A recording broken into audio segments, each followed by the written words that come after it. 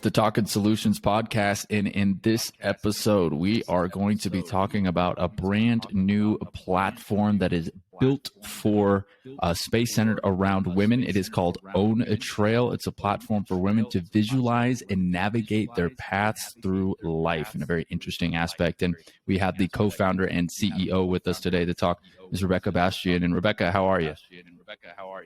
I'm great. Good to be here. Rebekah, thanks so much for coming on the show and for giving us an opportunity to learn more about OwnTrail. It's something that kind of was intriguing to me. It was a kind of a mutual friend that kind of put us into connection and showed me that your solution was pretty interesting and pretty cool for society as a whole. So with that being said, Rebekah, why don't you just give us a quick insight overview of what it is that OwnTrail does and what its purpose is? Yeah, so OwnTrail is a platform where women visualize and navigate our life paths. Like you mentioned, it's a space centered on women, and anyone that is comfortable in that space is welcome. We're sharing our journeys that are where we've been and also where we aspire to in a way that is much more real than what you might see on like LinkedIn or social media. It's not just the highlight reels or the wins and end results, but it's like really like, what have we navigated and what do we really aspire to? And then there's a very vibrant community on top of that that is helping each other reach those aspirations and navigate what we're working through right now. And it's been really amazing to see the way that women are supporting each other and showing up and taking up space on their own terms through OwnTrail. Yeah, that's very cool. So how long has the company been started and been going, and what type of feedback are you getting from some of the newer users and whatnot? And just tell us a little bit about how it's been working to this point. Yeah, we have been live for 2 years, actually. So we're not brand new, although it's still in the kind of early startup phase. And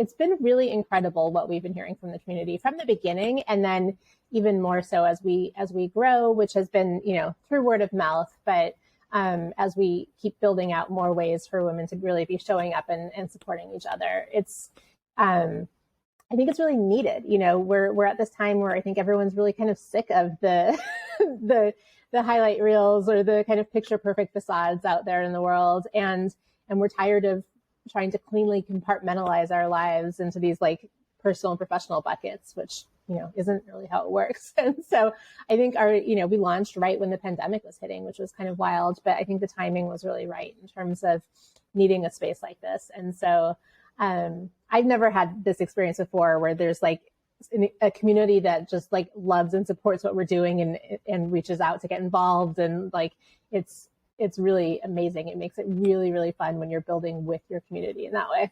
Yeah, exactly. There's a couple of things that I want to touch on that you talked about that I thought were really interesting points kind of on that front. You mentioned the difference of the highlight reel, the LinkedIn, the Instagrams, and everything. And that's only, getting really pushed to the forefront even faster now with video and stuff, and everybody wants to do promotional stuff, and it's always kind of positive, look at me, this is great, and it's not really representative of a real life personal journey, right? And so that's what I think is really interesting on their front. So where did you kind of get that idea, and when did you kind of get inspired to say, hey, we need to be more authentic, especially in the space for women, instead of just, hey, look at me type of culture that we're kind of in right now? Yeah, I mean, before this, I was at Zillow for 15 years. I was VP of product and then VP of community and culture there. And I think I've always been someone that just kind of says yes to random coffee meetings with people I don't know. And so I've had a lot of conversations, and there was, there's these really clear themes around, especially with women feeling like we need to know where we're going and how we're going to get there, and feeling like we're getting it wrong. And it's not surprising because, we look around and, we see all these kind of like fabricated, perfect linear paths. And so it does feel like you're getting it wrong when yours doesn't look like that, even though the reality is that very few of them actually are, if any of them are like that. And so I just kind of felt this need to be shouting out, like, you can't get it wrong because there's no one right path, right? And I wrote a book, actually, is what started this. I wrote a book called Blaze Your Own Trail that is, I don't know if you're familiar with like the Choose Your Own Adventure books, but it's that format. So you make a decision at the end of each chapter, which tells you what chapter to go to next. So there's all these different paths and 19 different endings in the book. And it's exploring the different decisions and pathways that women take through our personal and professional lives in a way of, finding solidarity in the fact that all of these more twisty, turny experiences or obstacles are not actually as, we're not alone in them, even though, we might be led to believe that because they haven't been normalized and people don't talk about them. But there's really solidarity in the fact that we're all going through a lot of these things. And also just confidence in knowing that like we're going to hit obstacles, but we can make it through. And I wrote that book with that kind of goal in mind. And then after I'd signed with my publisher and was waiting for the book to come out, I started first thinking about, what I thought would be a really cool book launch website. But then, with my product background, ended up having so much bigger ideas than just that. And really thinking about some big problems to be solving around, the systems that can sometimes hold women back. And so OwnTrail was born out of that. I met my co-founder, Katie, around that time. And our VP of engineering, Carolyn, I'd known for a long time, and she came on board, and the three of us quit, corporate executive jobs that we loved in order to build this out. And so that's really what drove it. And it was definitely like we can't not do this kind of a feeling by the time we went for it. Awesome. That means the passion's there, right? That means the passion is there. Like, we have to go through and get this done, right? We have to. Awesome. Yeah. Rebekah. Yeah. And it's, go ahead. Oh, yeah. Sorry. Go ahead. Please expand.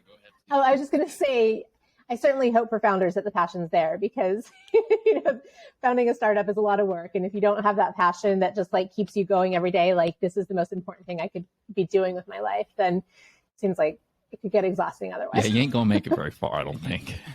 Right. Exactly. Yeah, exactly that. But Rebekah, I wanted to ask, because you've mentioned this a couple of times, why is it that you think that outlining and visualizing your own personal path is such a positive experience for a person and an individual? I think a lot of people, and again, this is kind of my own perspective and experience, I think it's hard for a lot of people to kind of sit down, whether it's journaling, writing, or doing anything they can to kind of visualize that path. And it kind of can get overwhelming. So what is it that you think is so good about actually having a place where you can visualize and document and see kind of your own path that makes it such a positive experience for that person and really helps them feel better just about themselves in general? Yeah, I mean, there's a few reasons. I think that like sometimes just the power of reflecting on where we've been makes us realize how much we've not just accomplished, but made it through, which is an accomplishment, right? And so like sometimes, I've heard from a lot of women who are like, God, I didn't feel like I'd done very much. And then when I look at my trail, I realize I've actually done a lot and I'm really proud of it. So there's like a sense of pride of listing it out. There's also, when you look at things in this way, and I love visual kind of data and storytelling. So it's definitely my way of processing a lot of things. But when you look at it this way, you can start to recognize patterns. And some of those patterns are things like, wow, that's something I do that really serves me. And so being conscious of that so that you can, carry it forward with you. And there's some patterns that are like, that hasn't been serving me. How might I leave that behind and try something new? And so there's definitely insights that come from that kind of reflection too.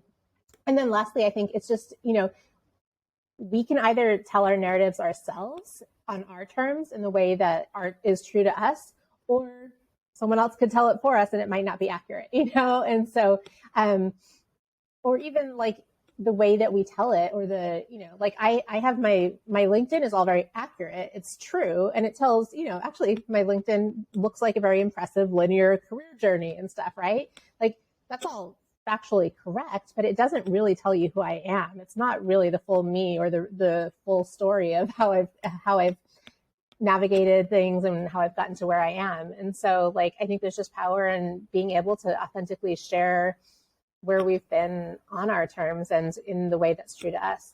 Well, I see it really a lot too is inspirational. And I definitely want to dive into the community aspect as well, because I think that's going to be something that's going to be really beneficial in that sense too. But, I just think it's inspirational. Like you said, for the example of the person that you use where it was, I didn't think I made it that far. And then you actually sit back and you reflect, and then you actually can visualize and say, oh my goodness, I was right here at this time. Because, I feel like as humans, we always kind of have, we always create problems in our moment, right? In our mind, like you may be 100 times ahead of where you were 10 years ago, but you might feel the exact same in terms of where you were 10 years ago, just with a different set of internal issues that you're dealing with. And I think you kind of hit the nail on the head with the reflectiveness of looking back and realizing how far you've come and seeing that kind of unique path as well. So I think that that's a really cool feature that you kind of have incorporated into that. Is I feel like reflection is just so unique and cool, and seeing that journey.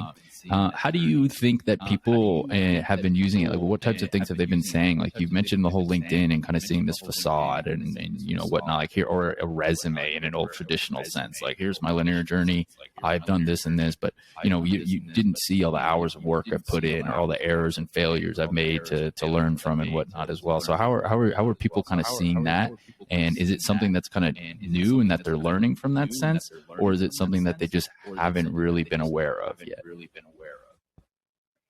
Well, like we were talking about, there's a lot that you can kind of learn about yourself, which is an ongoing process. Like, we all have a lot to unpack in terms of the labels that have been maybe put on us or that we've internalized, and or even just like the way we kind of recite our bios. Like, we're used to kind of saying who we are in this very kind of like neatly packaged way, and that's been what's been acceptable. And so, like, even for me, as the person who has been building this, and like, the idea for the trail like was born in my brain, and I've been working on this for 2 years, and I'm still like realizing things about myself and unpacking things and learning about myself as I go, which is an amazing experience, and so there's so much there, but there's also a lot in seeing the trails of other people too. Like, I think that both in helping us be more open. Like, we have different metrics that we look at that kind of indicate trust and authenticity on OwnTrail, and those keep going up over time.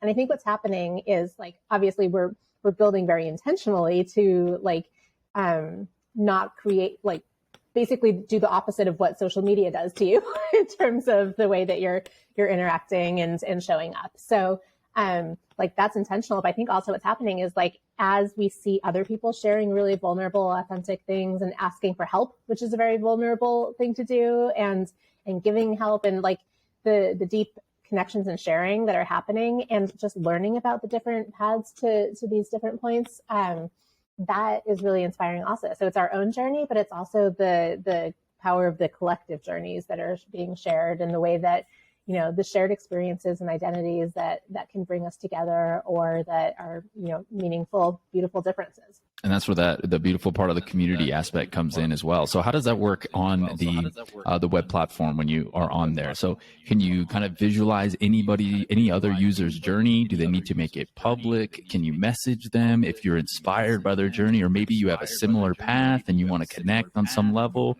How does that kind of work from a community aspect? Yeah, so we're all about agency over what and how you're sharing on OwnTrail. And so women can use their real full first and last name if they want to, or they can use like just their first name, or they can use an anonymous screen name. So like different ways of showing up there, which, because the connections on OwnTrail are around shared experiences and not necessarily like, I'm going to go try to get the most friends or followers possible, or find the people I already know kind of thing. Like, the name's not as important there. So that's one level of privacy and agency. The other one is that you can choose to make, so a trail is a series of interconnected milestones, and each milestone can either be private so that only people that you're explicitly connected to can see it, or viewable by the whole OwnTrail community. And so, so for private ones, you choose who you can send someone a connection request, and then they can accept it. So double opt-in connections. And then once you're connected to someone, they can see your private milestones, and you can private message with them. So there's a lot of ways to kind of make the experience what feels comfortable to you on the site. Right. And that's exactly what I was going to kind of lead into next, is it sounds like it's a platform, and it's an opportunity for people to kind of just do what they want with it. I mean, it sounds like if you want a completely privatized experience and you just want to reflect on your own journey and make your own path, you can. It sounds like if there's a place where you want to create connections with people who have shared experiences as you, it sounds like you can as well. So I think that's a pretty cool, interesting standpoint. So what was it kind of behind that mindset where you wanted to make sure that it could be both like individually tailored and then also in that community vibe and feel? Because like you said, it is much different than other platforms like that where it's social. It's, hey, I need more followers, I need more likes, I need more X and X, right?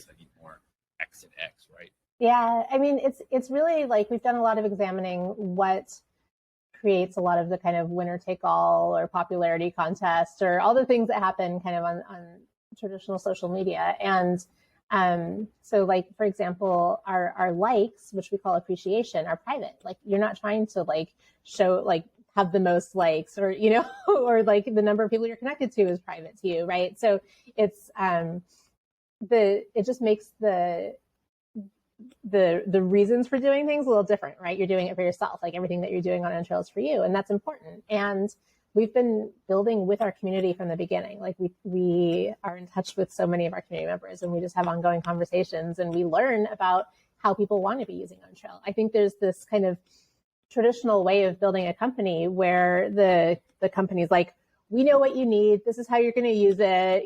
We're the experts on it. And I think that's very arrogant and misses a lot of amazing opportunities. So we've, from the beginning, just had the mindset like OwnTrail is the framework. It's the space to share and reflect and connect and make progress, right? But what makes it is the trails, is the community members. And so, we're building with them and learning. So like, for example, the milestone level privacy, that was something from our community that we learned was really important to them. And so we implemented it. And we have a lot of examples like that where I think when you stay open to ideas like that, you build something way better. Agreed. Community driven, right? I mean, it's for the user, right? Yeah. The product is for the user, which, we shouldn't even really call them users, I guess, but that's my tech background talking. We don't call them users. Yeah, no, totally. Yeah. That's my tech background talking. But yeah, when you have somebody that's utilizing the application and building out their own journey and their path on that, it's kind of on that. So you mentioned that it is community driven. And what types of ways are people able to reach out to you? Or how are you getting this feedback? Are you sending, is it like through surveys? Is it through social media responses or website form submissions? How is it that you're kind of getting all this feedback right now? Yes.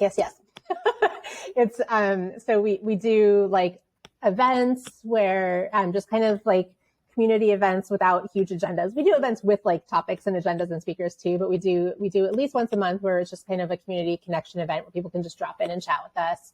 We do regular, periodic, just like reaching out to just have like one-on-one conversations with community members regularly about like specific things we're wondering about, whether it be a new feature or the way that people are using an existing feature or whatever. We send out surveys. We like everything that gets sent to feedback at OwnTrail goes into my inbox, and I respond to it. People like we're connected on OwnTrail with a lot of the community members and message with them on there. So, and then social. So yeah, all the channels. It's a priority for us to have that two-way dialogue and those authentic relationships with our community. I love it. That's so good. That's so good. More companies need to be more focused on what their community is giving them back to and everything like that. I mean, I know companies a lot of times will always claim to do that and do so, but like you said, so often than not, you just kind of get a random email that's like, hey, we are making this change and update, and you're like, what? Out of nowhere. So I think that's really cool, kind of how you've done that as well. So on that front and going forward. So tell me a little bit more about your journey, if you will, Rebekah, because I know that you've written a book, and then I want to ask you about this AuthenTech thing that you've coined that's now seems to continue to gain steam and whatnot as well. I know you talked a little bit about it before and kind of your corporate journey and your life on that front too, but have you always in the back of your mind wanted to kind of do something on your own from an entrepreneurial standpoint, or was it something that you kind of learned while you're working in product and things of that nature that, oh, hey, I see this fit and need now I can kind of jump out and explore it? Or was it, as a kid, you're like, I need to do something entrepreneurial? Well, I did have this thing that I've wanted to be for a long time that I didn't have the word entrepreneur for it, but I called it inventor. I wanted to be an inventor. And I think that's actually pretty synonymous. So, so in that sense, yes. Although not necessarily in the starting a company way. I have been entrepreneurial for a long time, and certainly, during my very long career at Zillow, I was doing a lot of kind of entrepreneurial things there, starting new initiatives and products and teams and all sorts of things. And I've been advising startups and stuff for a while. So there were some clues there, but it's kind of funny because like, so I started at Zillow during the very, very early days when it was still in startup mode. And there was, the first, I would say, couple of years there, I was working really, really hard. And it was because I wanted to be. I was really excited about what we were doing. And I'd kind of be working around the clock. I didn't have kids yet then. I was like really passionate about it. It was a great experience. But also then I was like, oh, I don't think I could do an early stage startup again because I'm just not at a point in my life where that really fits in with how I want to be balancing it. And so the funny thing is that like I actually had many years of being at a point where I felt like I would love starting a company, but I was like, but I can't handle that kind of like hustle culture thing. And it sounds so obvious now saying this, but like it took a while to have the epiphany that like, oh, if I'm the one starting the company, I can choose what the culture is and it doesn't have to be like that, And so once I think like it kind of was this coinciding of like, I didn't set out to start a company with OwnTrail. Like I set out to write a book and then like it kind of cascaded from there. But also once I realized that there was a there, and this was something that I really wanted to be building, was also around the time I had the epiphany of like, I can, we can build the culture we want. And, I think at this point too, there's a lot of research out there that shows that not burning people out actually results in more productivity, right? And so it's not even like a trade-off between like, oh, do we want to like, completely hustle and spend all night working on this every day? Or do we want to go slow? It's not like that trade-off. It actually is like, I think our team is incredibly efficient and incredibly focused and doing, I would say all of us, the best work of our careers. And we're prioritizing mental health and balance across the different aspects of our lives. So that was just something I think I had to realize. And I love being able to set that kind of culture from the beginning. That's great. That's great. Yeah. And then the mental health part of it as well. I mean, that's really what the platform is all about for the most part. It's just the reflection and understanding yourself better and pushing yourself kind of forward on that front too, which I think is such an important part in today's world as well, especially when you can kind of get that visual aspect of it, like you said, and can document it and you can reflect and you can see that your own journey is, much more unique than somebody else's might be. So I guess Rebekah as well, I mean, some people might be wondering, why is it that you just focused solely kind of more on women for the most part versus like everybody as a whole? Yeah, I mean, so most products are built with a very kind of masculine skew. They might be for all genders, but like, I think women are not centered in most products that exist, and it shows, right? And so there are a lot of systemic issues that particularly impact women. And we know that having a centered space and very importantly, an intersectional space is really key to creating a lot of the dynamics around trust and safety. And so starting with that space that's centered on women was really important to us. When I look like far into the future, I see a world where everybody has a trail and everybody's able to really navigate life on their terms with that. And as we grow and scale, eventually we will, through a very intentional way of centering the different identities that we hold, be able to expand to all genders. But in order to start it as this space that's focused on women has been a really important part of our strategy. And it's not limiting either, with women being 50% of the population. There's a lot of potential there in terms of who we're able to serve just right out the gate. Oh, yeah. I know. And in terms of breaking down a niche, you certainly still have quite a large audience to cast to at the moment. So I think you're just fine there on that front. Exactly. I don't think you need to worry there. Tell us a little bit more, Rebekah, if you could, just kind of about the features and how the product, really kind of works, as somebody who is using the app and is on there, we talked a little bit about things that they can do to interact with other people as well, but just kind of take us through that brain process of, okay, how do I register? How do I sign up? How do I get in? Where do I go to do all these things? And, if I'm a woman or somebody who's, really centered in that space, how can I get signed up? How can I log in? And what types of things can I do? What type of support do I get from the team and things of that nature as well for the product side? Yeah, definitely. So you go to owntrail.com, and you can start by, sometimes people like to start by seeing the trails that other people have shared to get an idea of, what is a trail and what kind of things are people sharing. Because, like I mentioned, there's kind of an unpacking experience to how I'm used to being asked to show up in these neat little boxes versus what it feels like to show up as a, full human with all of the different parts of me. So sometimes seeing other trails is a helpful way to get started. And you can do that by clicking Explore Trails in the top nav. And then when you're ready to share your trail, you just choose Create a Trail from the top navigation or the homepage, and that will take you through the process of creating an account and a profile. And with the profile, like I mentioned, the only thing that's required is the screen name. And so you can have that be anonymous, or you can share as much about you and the identities you hold as you would like to. And then you create your trail one milestone at a time. So the milestones have kind of broad categories that they fit under categories and subcategories. And then you can choose to make each milestone private or viewable by the whole community. And just basically, I always recommend starting with, a few formative experiences in your life and going from there. You can always add more and rearrange the order and everything later. Share both where you've been and as past milestones, things that you're navigating right now as present tense milestones, and things that you aspire to as aspirational milestones. And then if any of the milestones are something that you could use help with from the community, you can add what's called a help beacon to that milestone. And that's basically like a bat signal to the whole OwnTrail community. And it lets them know this is someone that could use help on this particular thing. And that could be anything from advice on navigating experience to like looking for introductions or connections for certain opportunities to just, looking for solidarity around something. They really run a huge range, which is really cool. And then you publish your trail, and you can, from there, you can, like I mentioned, connect with other people whose trails inspire you or show them appreciation. You can see who else needs help and give them help, right?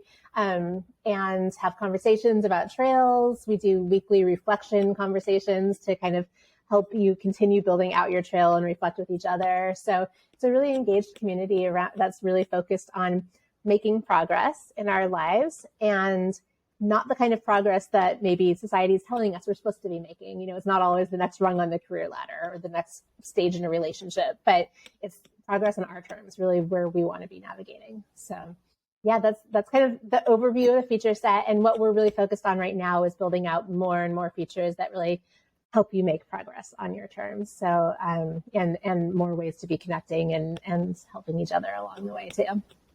Awesome. Yes, exactly. Taking it into your own path. Love it. And then does it cost any money for user I'm always going to say users now, but now I'm like totally aware of it just through this conversation, but just like tech mind. And so I'm used to it. But do people need to pay? Is there a pricing structure? Is it free? Kind of how does it work on that front?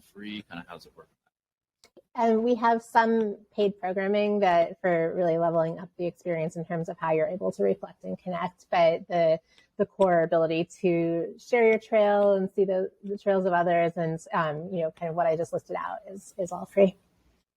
Awesome. And then I want to talk about the future as well, because you mentioned a couple of things and some feature iterations that you'd like to kind of develop in the future as well. So what is the plan for OwnTrail? What is your dream? What's your goal? What do you want to see OwnTrail now, a year from now, 5 years, 10 years from now, and just kind of take us through that process? Yeah, totally. So, we think about the different kind of parts of OwnTrail as being visualize your life path, navigate your life, and then unlock opportunities. And so, visualizing is really around sharing your trail and seeing the trails of others, right? And with that, like right now we have each trail kind of individually, but like I see this kind of neural network of life paths in terms of how they all fit together and intersect in a very kind of fluid way that is really powerful. And, and we'll have more rich media around those experiences as well. And so growing out that visualization piece more. And navigation, like I mentioned, is really like the utility, the tools, the connections for making progress in our lives. And there's so much, we have huge ideas around how we can be, building out so much more to really both on an individual level and a community level, make progress and keep moving forward in the way that we want to. And then unlocking is really kind of where your trail takes you even beyond OwnTrail. So you go to owntrail.com as a way of, the visualization and the navigation of your life. But then that trail is like, it can be the most authentic version of you in digital form. And so where can you take that? How can that maybe, enhance or even eventually replace your resume? How can that be like what you're putting forward on your different social profiles? Like the way that you're connecting or introducing yourself to new friends, or even dating profiles, or like all the different parts of your life. Like, how do you share this really authentic, holistic view of yourself to unlock all the opportunities around you? And so I see that, in its kind of most fleshed out form being the future that we're working towards. And like I mentioned, that becomes something for everybody. Everyone has a trail that they're really navigating and unlocking their potential with. That's so cool. Like I can envision in the future as well, like, you're 10, 15 years down. Obviously you're very new. I mean, it's been around for 2 years for the most part, like you said.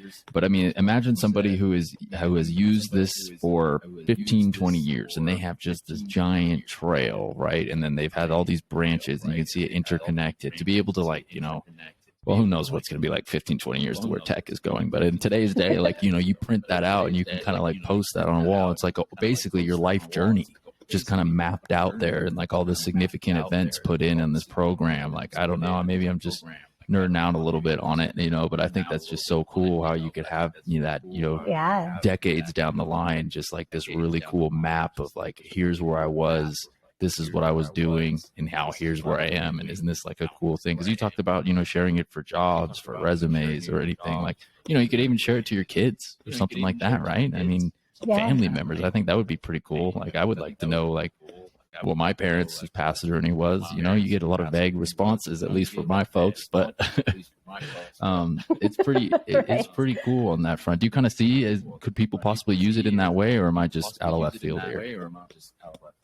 Oh, no, totally. And I'm with you. I geek out on this stuff all day, every day. And a lot of the night, too, I wake up with big, exciting ideas. So, no, the potential is huge. This is, it's our lives. It's huge potential, huge vision. And all of what you just said and, and what I was sharing, but also when you look at kind of the ripple effects of people doing this at scale, there's systemic change that comes from that, right? As we basically we're filling in the gaps in data that exist about women's lives from an intersectional standpoint right now. And there's huge gaps, and that can change the belief systems that are held about us and the decisions that are made and the opportunities that unfold from that. So our vision is pretty massive when you start to think about both the utility and functionality of OwnTrail, but also the systems that it impacts as we grow at scale.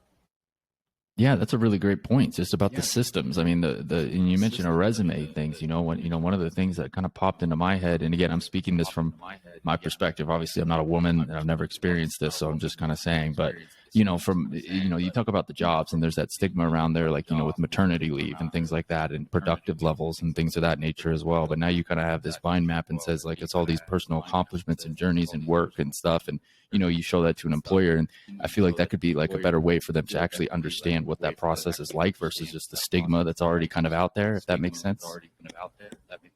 Oh yeah, the empathy that comes level. From that. Yeah, totally. Understanding what someone's real journey is, it really changes the way that you view that person, I think, for the better, but it also changes the way you view all people, right? The more that you're able to get views into the very true, but sometimes not as comprehensive statement that everyone's going through something that you don't know, right? That's true. But when you get to see that on an experiential level, it really changes the way that you're experiencing empathy. Yes, exactly. Which I think is really interesting and a really great way to kind of expand it, like you said, in a social aspect and systemically as well, to kind of potentially change things too. When it comes to, empathy is a huge part of being able to understand people and being able to relate and all that good stuff. So I think there's a lot of potential there as well. And Rebekah, I do want to ask you about the coin termed AuthenTech. I brought it up a little bit earlier, but what is it exactly? How did you come up with it? And how did you get written in articles about it and all this type of stuff? And just kind of tell me a little bit about how that progressed. Yeah, well, so AuthenTech is a name that I gave to the type of company that OwnTrail is, but also the type of company that apparently it turns out a lot of different founders are building. And it basically came from when I was fundraising for our pre-seed rounds, just noticing that there's a lot of boxes to check as a startup in terms of what type of company you're building. And I just really didn't feel like we fit into any of those existing boxes. I think the closest one that we'd probably check would be social media. And we really pride ourselves on being the antithesis to social media. So didn't really feel comfortable checking that one. And so I just started talking about, well, first of all, I love puns. So I came up with that name, but I just started talking about this new type of company that's really, it's, network driven and human centered, but in a way that is really values driven and doesn't commoditize people. And so I think, most network effect social kind of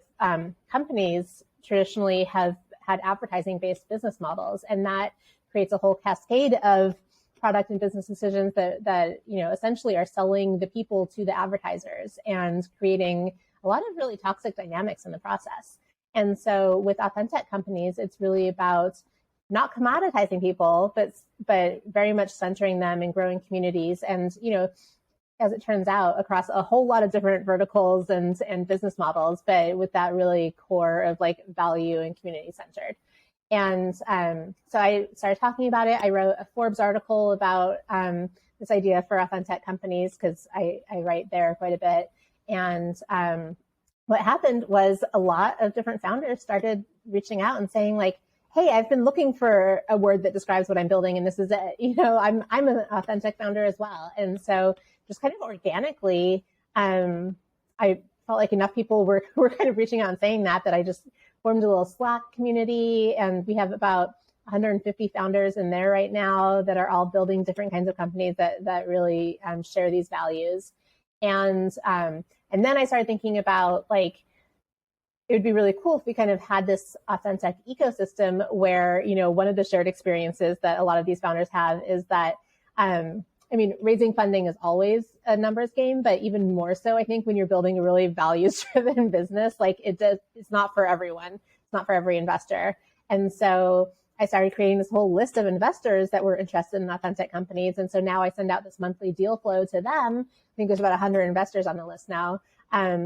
Of these are the AuthenTech companies that are currently raising, and just trying to like create like an ecosystem where we're all on the same page with what our values are and what we're trying to build and the way we're doing so, and then creating opportunities to support each other from there. And it's been really cool and just totally kind of unplanned and organic, but I could describe probably most of the cool things in my life that way too. So Yeah, exactly. Well, that's a nice thing to put on your own trail, right? Boom, founder of AuthenTech, started this movement and everything. So that's a great thing as well. I'm curious to see it. So whatnot. So I am interested you mentioned the investors and whatnot that are interested in it as well. I'm just curious from your own kind of experience, what type of vibes have you gotten from investors or heard from other founders that are interested in the value tech kind of type thing versus the AuthenTech type of things versus kind of the traditional kind of models as well? Because I think that there's a lot of, things going on in the VC investment world as well right now with some of these companies. And there's a bigger push towards kind of a social entrepreneurship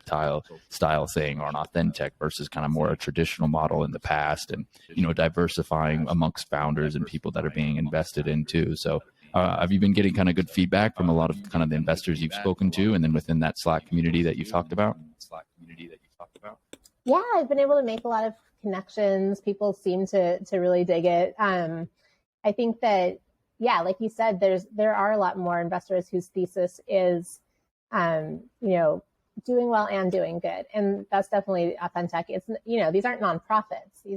These are venture scale companies that are, that have an amazing growth trajectory ahead of them. They're just not going to reach it through any kind of growth at all costs kind of tactics, right? It's leading with values, but still, being incredibly successful in the long term. And so it's not surprising that there's demand for those companies. I mean, I personally I do some small angel investments, and I've also invested as an LP in several funds. And the funds that I invest in as an LP are ones that are leading with their values in terms of both the types of companies they're investing in and the types of founders they're investing in. And so I know I'm not the only one that cares about that. I think a lot of folks do. And so it's really just kind of creating a much more efficient ecosystem to make those connections. Absolutely. Yeah, I've definitely been seeing that kind of as well, with just the founders that I've been speaking to and whatnot too, and just kind of the interest and peak interest for their kind of companies these days now from kind of an investment perspective too. But Rebekah, anything else that you would kind of like to add about OwnTrail and about what it does, and any information that you think kind of needs to be out there that we may have missed throughout the conversation? I mean, I love that you asked me how it works, because I got to go pretty deep on that, which is awesome. And no, I mean, it's available for everybody to join, and we grow through word of mouth so far. And so, I think I would love for your listeners to both, for people that feel comfortable in a women-centered space to come on and share your trail, and for everybody to reach out to the inspiring women in their lives and encourage them to do that as well. And to, for anyone that's looking for this kind of space to show up and make progress on their own terms, we would love to get to know you there. Awesome. Yes. Support them on social media. Sign up. If you aren't super comfortable with creating your own path and you're a guy or something like that, then you can at least go to support on social media, give a follow, engage a little bit, help create some brand awareness as well. And if you are comfortable in a women-centered space, then absolutely give yourself an opportunity to sign up on the OwnTrail platform there on that front. Rebekah, what about the book? How could people purchase the book? Can they get it at the bookstore, Amazon? What's a good way for people to buy your book and to blaze your own trail? Yeah, it's available everywhere that sells books. If you go on OwnTrail.com, there's a link in the footer about the book. I think it just says read the book. And I have a list of some local bookstores that I love supporting on there to buy it from. And so but you can also just kind of go to wherever you like to buy books, and it should be there. Awesome. Big proponent of the local books. If you can get to the local bookstore, but obviously, Amazon is convenient and whatnot as well. So the important part is getting the book in the process on that front and going forward. But Rebekah, hey, thank you so much for coming on the podcast. I've really enjoyed the conversation and being able to learn a little bit more about how you're kind of helping people inspire themselves really, and be inspired by others, and to reflect and to improve their mental health, and a great space for women, and an opportunity for them to really have personal growth. I think it's a great thing what you're doing. Thank you so much. I love talking with you about it. Awesome. That is Rebekah Bastian. She is the co-founder and CEO of OwnTrail, joining this edition of the Talkin Solutions with the Chesh podcast. And of course, if you want to support, you can go to OwnTrail.com. You can sign up. You can follow them on social media. All their links are on there as well. And then, of course, we will have their links in our bio throughout the link too. So in case you want to come out and support them and create some brand awareness, interact, engage with the content, help that algorithm and whatnot going forward. And if you enjoyed this episode, you can go ahead, drop a review on Apple or even Spotify now. Spotify's added that too. Leave a comment or a like on YouTube as well on that front. And then, of course, for more information, again, go to OwnTrail.com to learn more or buy her book, Blaze Your Own Trail, an interactive guide to navigating life with confidence, solidarity, and compassion as well. So that's going to wrap up this edition of the Talkin Solutions podcast. I appreciate everybody out there that tuned into this episode, and I look forward to speaking with you next time.